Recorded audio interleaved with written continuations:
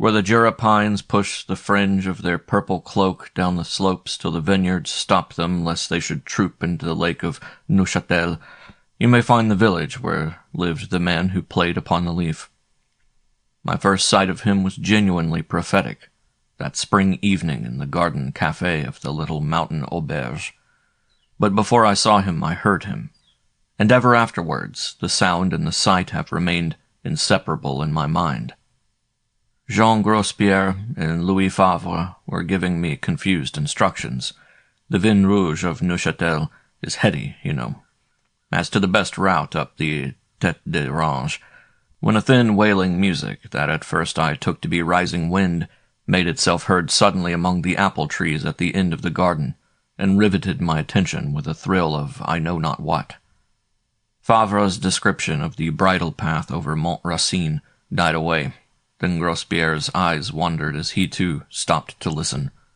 And at the same moment a mongrel dog of indescribably forlorn appearance came whining about our table under the walnut tree. "Espérez comment va, the man who plays on the leaf," said Favre. "And his cursed dog," added Grospierre, with a shrug of disgust. And after a pause they fell again to quarreling about my complicated path up the Tête d'Orange. I turned from them in the direction of the sound. The dusk was falling. Through the trees I saw the vineyards, sloping down a mile or two to the dark blue lake, with its distant shadowed shore and the white line of misty Alps in the sky beyond. Behind us the forests rose in folded purple ridges to the heights of Baudry and La Tourne, soft and thick like carpets of cloud. There was no one about in the cabaret. I heard a horse's hoofs in the village street, a rattle of pans from the kitchen, and the soft roar of a train climbing the mountain railway through gathering darkness towards France, and singing through it all like a thread of silver through a dream, this sweet and windy music. But at first there was nothing to be seen.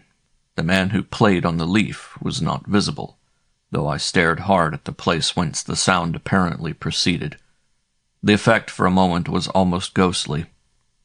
Then, down there among the shadows of fruit trees and small pines, something moved, and I became aware with a start that the little sapine I had been looking at all the time was really not a tree, but a man, hatless, with a dark face, loose hair, and wearing a pèlerin over his shoulders.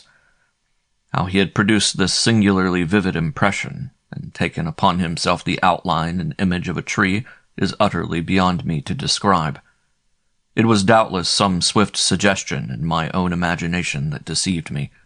Yet he was thin, small, straight, and his flying hair and spreading pèlerin somehow pictured themselves in the network of dusk and background, into the semblance, I suppose, of branches. I merely record my impression with the truest available words. Also my instant persuasion that this first view of the man was, after all, significant and prophetic. His dominant characteristics presented themselves to me symbolically. I saw the man first as a tree. I heard his music first as wind. Then, as he came slowly towards us, it was clear that he produced the sound by blowing upon a leaf held to his lips between tightly closed hands. And at his feet followed the mongrel dog. "The inseparables," sneered Grospierre, who did not appreciate the interruption. He glanced contemptuously at the man and the dog, his face and manner, it seemed to me, conveying a mere trace, however, of superstitious fear. "The tune your father taught you, Hein," he added, with a cruel allusion I did not at the moment understand. "Hush," Favre said. "He plays thunderingly well all the time." His glass had not been emptied quite so often, and in his eyes as he listened there was a touch of something that was between respect and wonder. "The music of the devil," Grospierre muttered as he turned with a gesture of surly impatience to the wine and the rye bread. "It makes me dream at night. Ugh!" The man, paying no attention to the jibes, came closer, continuing his leaf music, and as I watched and listened, the thrill that had first stirred in me grew curiously. To look at, he was perhaps 40, perhaps 50, worn, thin, broken, and something seizingly pathetic in his appearance told its little wordless story into the air. The stamp of the outcast was mercilessly upon him. But the eyes were dark and fine. They proclaimed the possession of something that was neither worn nor broken, something that was proud to be outcast and welcomed it. "He's craggy, you know," explained Favre, "and half-blind. He lives in that hut on the edge of the forest," pointing with his thumb toward Cotendard, "and plays on the leaf for what he can earn." We listened for 5 minutes, perhaps, while this singular being stood there in the dusk and piped his weird tunes, and if imagination had influenced my first sight of him, it certainly had nothing to do with what I now heard, for it was unmistakable. The man played not merely tunes and melodies, but the clean, strong, elemental sounds of nature, especially the crying voices of wind. It was the raw material, if you like, of what the masters have used here and there, Wagner and so forth, but by him heard closely and wonderfully, and produced with marvelous accuracy. It was now the notes of birds or the tinkle and rustle of sounds heard in groves and copses, and now the murmur of those airs that lose their way on summer noons among the tree-tops. And then, quite incredibly, just as the man came closer and the volume increased, it grew to the crying of bigger winds and the whispering rush of rain among tossed branches. How he produced it passed my comprehension, but I think he somehow mingled his own voice with the actual notes of the vibrating edge of the leaf. Perhaps, too, that the strange passion shaking behind it all in the depths of the bewildered spirit poured out and reached my mind by ways unknown and incalculable. I must have momentarily lost myself in the soft magic of it, for I remember coming back with a start to notice that the man had stopped, and that his melancholy face was turned to me with a smile of comprehension and sympathy that passed again almost before I had time to recognize it, and certainly before I had time to reply. And this time I am ready to admit that it was my own imagination, singularly stirred, that translated his smile into the words that no one else heard. "I was playing for you, because you understand." Favre was standing up, and I saw him give the man the half-loaf of coarse bread that was on the table, offering also his own partly emptied wine-glass. "I haven't a sou today," he was saying, "but if you're hungry, mon brave—" And the man, refusing the wine, took the bread with an air of dignity that precluded all suggestion of patronage or favor, and ought to have made Favre feel proud that he had offered it. "And that for his son," laughed the stupid Grospierre, tossing a cheese rind to the dog. "or for his forest god." The music was about me like a net that still held my words and thoughts in a delicate bondage, which is my only explanation for not silencing the coarse guide in the way he deserved. But a few minutes later, when the men had gone into the inn, I crossed to the end of the garden, and there, where the perfumes of orchard and forest deliciously mingled, I came upon the man sitting on the grass beneath an apple tree. The dog, wagging its tail, was at his feet, as he fed it with the best and largest portions of the bread. For himself, it seemed, he kept nothing but the crust, and, what I could hardly believe had I not actually witnessed it, the cur, though clearly not hungry, had to be coaxed with smiles and kind words to eat what it realized in some dear dog fashion was needed even more by its master. A pair of outcasts, they looked indeed, sharing dry bread in the back garden of the village inn. But in the soft, discerning eyes of that mangy creature there was an expression that raised it, for me at least, far beyond the ranks of common curdom. And in the eyes of the man, half-witted and pariah as he undoubtedly was, a look that set him somewhere in a lonely place where he heard the still, small voices of the world, and moved with the elemental tides of life that are never outcast, and that include the farthest suns. He took the franc I offered, and closer I perceived that his eyes, for all their moments of fugitive brilliance, were indeed half sightless, and that perhaps he saw only well enough to know men as trees talking. In the village some said he saw better than most, that he saw in the dark, possibly even into the peopled regions beyond this world, and there were reasons, uncanny reasons, to explain the belief. I only know at any rate that from this first moment of our meeting he never failed to recognize me at a considerable distance, and to be aware of my whereabouts even in the woods at night. And the best explanation I ever heard, though of course unscientific, was Louis Favre's whispered communication that he sees with the whole surface of his skin. He took the franc with the same air of grandeur that he took the bread, as though he conferred a favor, yet was grateful. The beauty of that gesture has often come back to me since, with a sense of wonder for the sweet nobility that I afterwards understood inspired it. At the same time, however, he merely looked up at me with the remark, "C'est pour la Dieu. Merci." He did not say, "Le bon Dieu," as everyone else did. And though I had meant to get into conversation with him, I found no words quickly enough, for he at once stood up and began to play again on his leaf. And while he played his thanks and gratitude, or the thanks and gratitude of his God, that shaggy mongrel dog stopped eating and sat up beside him to listen.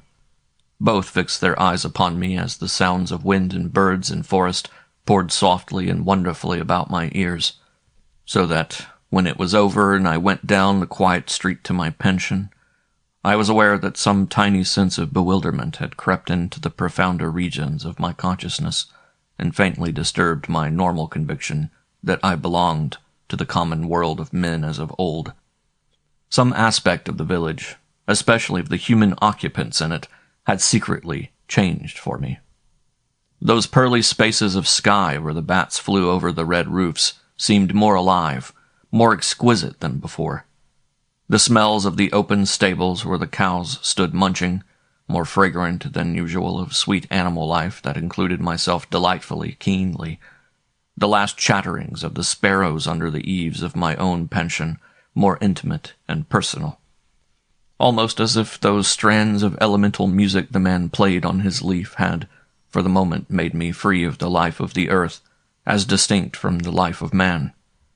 I can only suggest this, and leave the rest to the care of the imaginative reader, for it is impossible to say along what inner byways of fancy I reached the conclusion that when the man spoke of the God, and not the good God, he intended to convey his sense of some great woodland personality, some spirit of the forests, whom he knew and loved and worshipped, and whom he was intuitively aware I also knew and loved and worshipped. During the next few weeks I came to learn more about this poor, half-witted man. In the village he was known as Perrette Comment va, the man who plays on the leaf. But when the people wished to be more explicit, they described him as the man without parents and without God. The origin of Comment va I never discovered, but the other titles were easily explained. He was illegitimate, an outcast. The mother had been a wandering Italian girl, and the father a loose-living Boucheron, who was, it seems, a standing disgrace to the community. I think the villagers were not conscious of their severity. The older generation of farmers and vignerons had pity, but the younger ones and those of his own age were certainly guilty, if not of deliberate cruelty, at least of a harsh neglect and the utter withholding of sympathy. It was like the thoughtless cruelty of children, due to small unwisdom and to that absence of charity which is based on ignorance. They could not in the least understand this crazy, picturesque being who wandered day and night in the forests and spoke openly, though never quite intelligibly, of worshipping another god than their own anthropomorphic deity. People looked askance at him because he was queer. A few feared him. One or two I found later. All women felt vaguely that there was something in him rather wonderful. They hardly knew what, that lifted him beyond the reach of village taunts and sneers. But from all he was remote, alien, solitary, an outcast and a pariah. It so happened that I was very busy at the time, seeking the seclusion of the place for my work, and rarely going out until the day was failing. And so it was, I suppose, that my sight of the man was always associated with a gentle dusk, long shadows and slanting rays of sunlight. Every time I saw that thin, straight, yet broken figure, every time the music of the leaf reached me, there came, too, the inexplicable thrill of secret wonder and delight that had first accompanied his presence, and with it the subtle suggestion of a haunted woodland life, beautiful with new values. To this day I see that sad, dark face moving about the street, touched with melancholy, yet with the singular light of an inner glory that sometimes lit flames in the poor eyes. Perhaps the fancy entered my thoughts sometimes when I passed him. Those who are all out of their minds, as the saying goes, are at the same time half in another region, whose penetrating loveliness has so bewildered and amazed them that they no longer can play their dull part in our commonplace world. And certainly for me, this man's presence never failed to convey an awareness of some hidden and secret beauty that he knew apart from the ordinary haunts and pursuits of men. Often I followed him up into the woods, in spite of the menacing growls of the dog, who invariably showed his teeth lest I should approach too close, with a great longing to know what he did there and how he spent his time wandering in the great forests, sometimes, I was assured, staying out entire nights or remaining away for days together. For in these Jura forests that covered the mountains from Neuchâtel to Yverdon, and stretched thickly up to the very frontiers of France, you may walk for days without finding a farm or meeting more than an occasional bûcheron. And at length, after weeks of failure and by some process of sympathy, he apparently communicated in turn to the dog, it came about that I was accepted.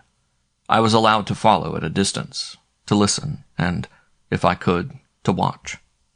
I make use of the conditional, because once in the forest this man had the power of concealing himself in the same way that certain animals and insects conceal themselves, by choosing places instinctively where the color of their surroundings merge into their outlines and obliterate them. So long as he moved, all was well, but the moment he stopped and a chance dell or cluster of trees intervened, I lost sight of him, and more than once passed within a foot of his presence without knowing it, though the dog was plainly there at his feet. And the instant I turned at the sound of the leaf, there he was, leaning against some dark tree stem, part of a shadow, perhaps, growing like a forest thing out of the thick moss that hid his feet, or merging with extraordinary intimacy into the fronds of some drooping pine bough. Moreover, this concealment was never intentional, it seems, but instinctive. The life to which he belonged took him close to its heart, draping about the starved and wasted shoulders the cloak of kindly sympathy which the world of men denied him. And while I took my place some little way off upon a fallen stem, and the dog sat looking up into his face with its eyes of yearning and affection, Père Comment Va would take a leaf from the nearest ivy, raise it between tightly pressed palms to his lips, and begin that magic sound that seemed to rise out of the forest voices themselves rather than to be a thing apart. It was a late evening towards the end of May when I first secured this privilege at close quarters, and the memory of it lives in me still with the fragrance and wonder of some incredible dream. The forest just there was scented with wild lilies of the valley which carpeted the more open spaces with their white bells and big green leaves. Patches and violets and pale anemone twinkled down the mossy stairways of every glade. And through slim openings among the pine stems, I saw the shadowed blues of the lake beyond, and the far line of the high Alps, soft and cloud-like in the sky. Already the woods were drawing the dusk out of the earth to cloak themselves for sleep, and in the east a rising moon stared close over the ground between the big trees, dropping trails of faint and yellowish silver along the moss. Distant cowbells and an occasional murmur of village voices reached the ear. But a deep hush lay over all that mighty slope of mountain forest, and even the footsteps of ourselves and the dog had come to rest. Then, as sounds heard in a dream, a breeze stirred the topmost branches of the pines, filtering down to us as from the wings of birds. It brought new odors of sky and sun-kissed branches with it. A moment later it lost itself in the darkening aisles of forest beyond, and out of the stillness that followed I heard the strange music of the leaf rising about us with its extraordinary power of suggestion. And turning to see the face of the player more closely, I saw that it had marvelously changed, had become young, unlined, soft with joy. The spirit of the immense woods possessed him, and he was at peace. While he played too, he swayed a little to and fro, just as a slender sapine sways in wind, and a revelation came to me of that strange beauty of combined sound and movement. Trees bending while they sing, branches trembling and a whisper, children that laugh while they dance. And oh, the crying, plaintive notes of that leaf, and the profound sense of elemental primitive sound that they woke in the penetralia of the imagination, subtly linking simplicity to grandeur. Terribly yet sweetly penetrating how they searched the heart through and troubled the very sources of life. Often and often since I have wondered what it was in that singular music that made me know the distant Alps listened in their sky spaces, and that the purple slopes of Boudry and Mont Racine bore it along the spires of their woods as though giant harp-strings stretched to the far summits of Chacharal and the arid wastes of Tête d'Orange. In the music this outcast played upon the leaf there was something of a wild, mad beauty that plunged like a knife to the home of tears, and at the same time sang out beyond them. Something coldly elemental, close to the naked heart of life. The truth, doubtless, was that his strains, making articulate the sounds of nature, touched deep, primitive yearnings that, for many, are buried beyond recall. And between the airs, even between the bars, there fell deep weeping silences when the sound merged themselves into the sigh of wind or the murmur of falling water, just as the strange player merging his body into the form and color of the trees about him. And when at last he ceased, I went close to him, hardly knowing what it was I wanted so much to ask or say. He straightened up at my approach. The melancholy dropped its veil upon his face instantly. "But that was beautiful. Unearthly," I faltered. "You never have played like that in the village." And for a second his eyes lit up as he pointed to the dark spaces of forest behind us. "In there," he said softly, "there is light." "You heard true music in these woods," I ventured, hoping to draw him out. "This music you play, this exquisite singing of winds and trees?" He looked at me with a puzzled expression, and I knew, of course, that I had blundered with my banal words. Then, before I could explain or alter, there floated to us through the trees a sound of church bells from villages far away. And instantly, as he heard, his face grew dark, as though he understood in some vague fashion that it was a symbol of the faith of those parents who had wronged him, and of the people who continually made him suffer. Something of this, I feel sure, passed through his tortured mind, for he looked menacingly about him, and the dog, who caught the shadow of all his moods, began to growl angrily. "My music," he said with a sudden abruptness that was almost fierce, "is for my God." "Your god of the forests?" I said with a real sympathy that I believe reached him. Pour ça. I play it all over the world." He looked about him down the slopes of villages and vineyards. "And for those who understand, those who belong, to come." He was, I felt sure, going to say more, perhaps to unbosom himself to me a little, and I might have learned something of the ritual this self-appointed priest of Pan followed in his forest temples, when the sound of the bells swelled suddenly on the wind, and he turned with an angry gesture and made to go. Their insolence, penetrating even to the privacy of his secret woods, was too much for him. "And you find many?" I asked. Père comment va shrugged his shoulders and smiled pityingly. "Moi? Puis le chien? Puis maintenant vous?" He was gone the same minute, as if the branches stretched out dark arms to draw him away among them. And on my way back to the village by the growing light of the moon, I heard far away in that deep world of a million trees the echoes of a weird sweet music, as this unwitting votary of Pan piped and fluted to his mighty god upon an ivy leaf.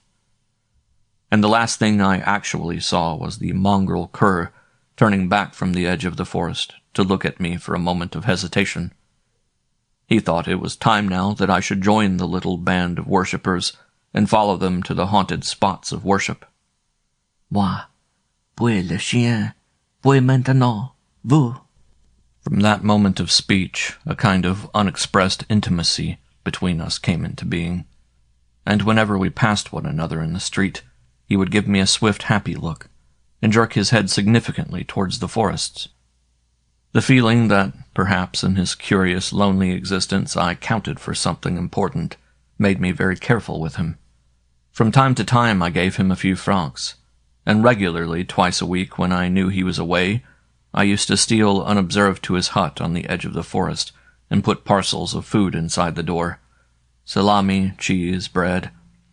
And on one or two occasions, when I had been extravagant with my own tea, pieces of plum cake, what the Colombier baker calls plumcake. He never acknowledged these little gifts, and I sometimes wondered to what use he put them, for though the dog remained well-favored, so far as any cur can be so, he himself seemed to waste away more rapidly than ever. I found, too, that he did receive help from the village, official help, but that after the night when he was caught on the church steps with an oil can, kindling wood, and a box of matches, this help was reduced by half, and the threat made to discontinue it altogether. Yet I feel sure there was no inherent maliciousness in the man who played upon the leaf, and that his hatred of an alien faith was akin to the mistaken zeal that in other days could send poor sinners to the stake for the ultimate safety of their souls. Two things, moreover, helped to foster the tender belief I had in his innate goodness. First, that all the children of the village loved him, and were unafraid to the point of playing with him and pulling him about as though he were a big dog. And secondly, that his devotion for the mongrel hound, his equal and fellow worshipper, went to the length of genuine self-sacrifice. I could never forget how he fed it with the best of the bread, when his own face was pinched and drawn with hunger. And on other occasions I saw many similar proofs of his unselfish affection. His love for that mongrel, never uttered, in my presence at least, perhaps unrecognized as love even by himself, must surely have risen in some form of music or incense to sweeten the very halls of heaven. In the woods I came across him anywhere and everywhere, sometimes so unexpectedly that it occurred to me he must have followed me stealthily for long distances, and once in that very lonely stretch above the mountain railway, towards Montmalin, where the trees are spaced apart with an effect of cathedral aisles and Gothic arches, he caught me suddenly and did something that for a moment caused me a thrill of genuine alarm. Wild lilies of the valley grow very thickly thereabouts, and the ground falls into a natural hollow that shuts it off from the rest of the forest, with a peculiar and delightful sense of privacy.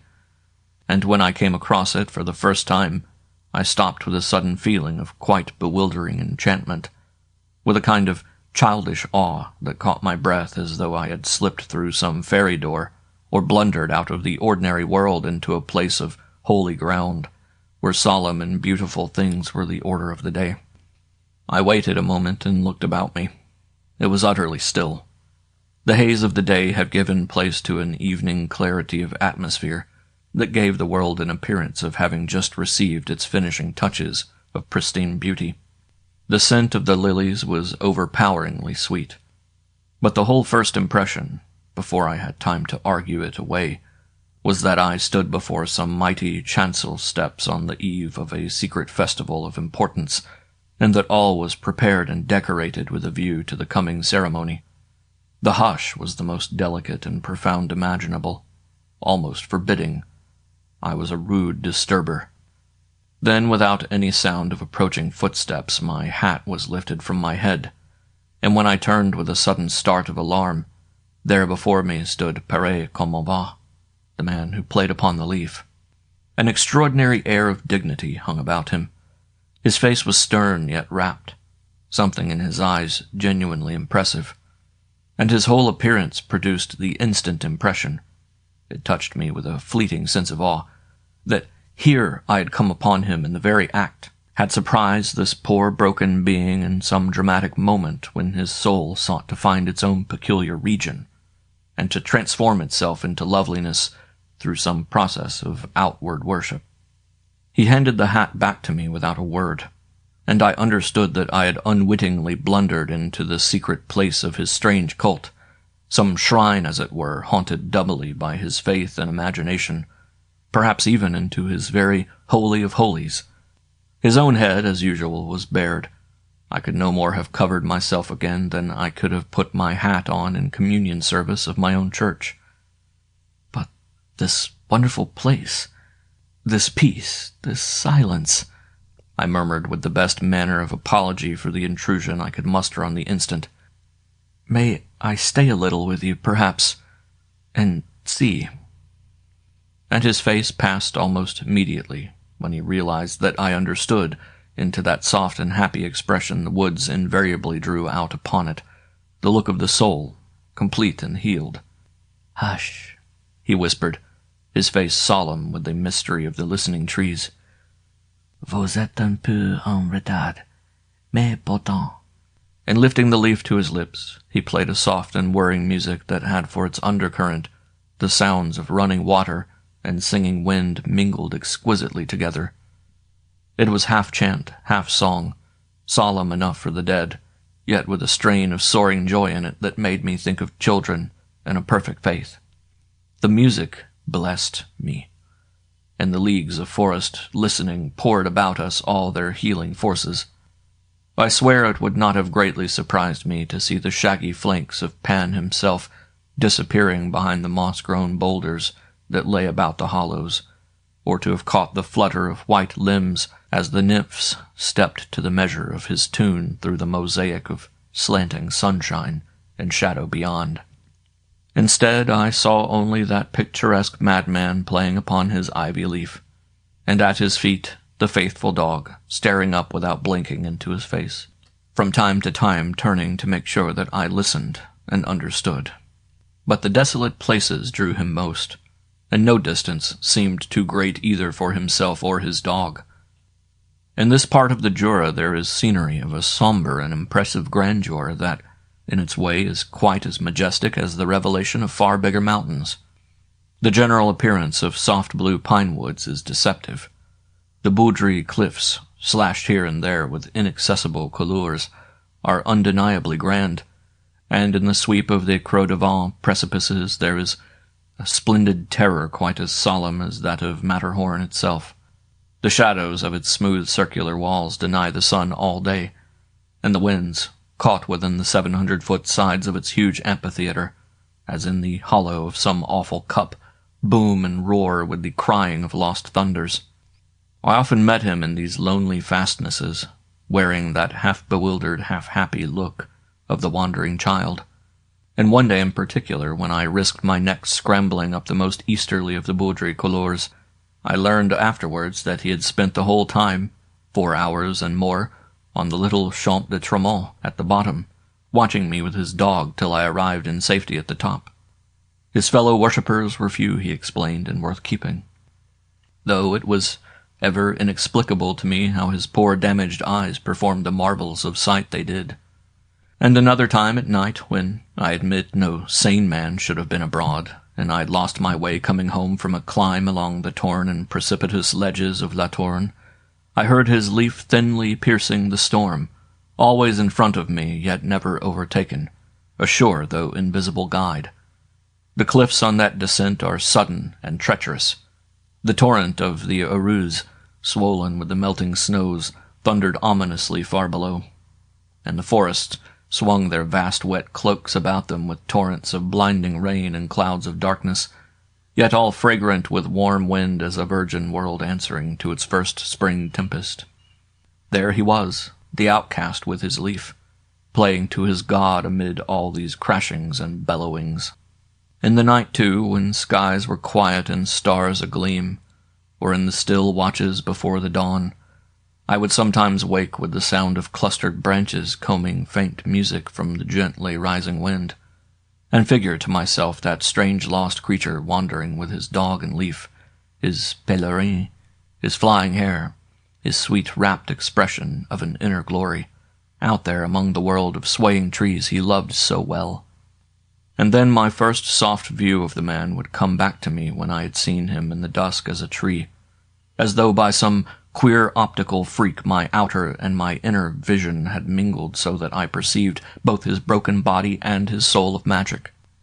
For the mysterious singing of the leaf, heard in such moments from my window while the world slept, expressed absolutely the inmost cry of that lonely and singular spirit, damaged in the eyes of the village beyond repair, but in the sight of the wood gods he so devoutly worshipped, made whole with their own peculiar loveliness and fashioned after the image of elemental things. The spring wonder was melting into the peace of the long summer days when the end came. The vineyards had begun to dress themselves in green, and the forest in those soft blues, when individual trees lose their outline in the general body of the mountain. The lake was indistinguishable from the sky, the Jura peaks and ridges gone a-soaring into misty distances, the white Alps withdrawn into inaccessible and remote solitudes of heaven. I was making reluctant preparations for leaving, dark London already in my thoughts, when the news came. I forgot who first put it into actual words. It had been about the village all the morning, and something of it was in every face as I went down the street. But the moment I came out and saw the dog on my doorstep, looking up at me with puzzled and beseeching eyes, I knew that something untoward had happened.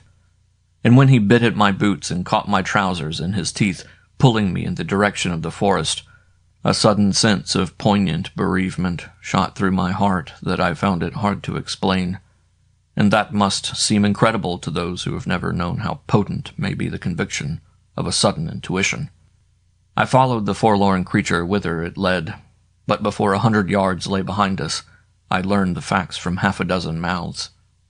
That morning, very early before the countryside was awake, the first mountain train, swiftly descending the steep incline below Chambrelin, had caught Pere Comova, just where the Mont Racine Sentier crosses the line on the way to his best beloved woods, and in one swift second had swept him into eternity. The spot was in the direct line he always took to that special woodland shrine, his holy place. And the manner of his death was characteristic of what I had divined in the man from the beginning, for he had given up his life to save his dog, this mongrel and faithful creature that now tugged so piteously at my trousers. Details, too, were not lacking. The engine driver had not failed to tell the story at the next station, and the news had traveled up the mountainside in the way that all such news travels, swiftly. Moreover, the woman who lived at the hut beside the crossing and lowered the wooden barriers at the approach of all trains had witnessed the whole sad scene from the beginning. And it is soon told. Neither she nor the engine driver knew exactly how the dog got caught in the rails, but both saw that it was caught, and both saw plainly how the figure of the half-witted wanderer, hatless as usual and with cape flying, moved deliberately across the line to release it. It all happened in a moment. The man could only have saved himself by leaving the dog to its fate. The shrieking whistle had as little effect upon him as the powerful brakes had upon the engine in those few available moments. Yet in the fraction of a second before the engine caught them, the dog somehow leapt free, and the soul of the man who played upon the leaf passed into the presence of his God, singing. As soon as it realized that I followed willingly, the beastie left me and trotted on ahead, turning every few minutes to make sure that I was coming. But I guessed our destination without difficulty. We passed the Pontarlier railway first, then climbed for half an hour, and crossed the mountain line about a mile above the scene of the disaster, and so eventually entered the region of the forest, still quivering with innumerable flowers, where in the shaded heart of trees we approached the spot of lilies that I knew, the place where a few weeks before the devout worshipper had lifted the hat from my head, because the earth whereon I stood was holy ground. We stood in the pillared gateway of his Holy of Holies. The cool airs, perfumed beyond belief, stole out of the forest to meet us on the very threshold, for the trees here grew so thickly that only patches of the summer blaze found an entrance.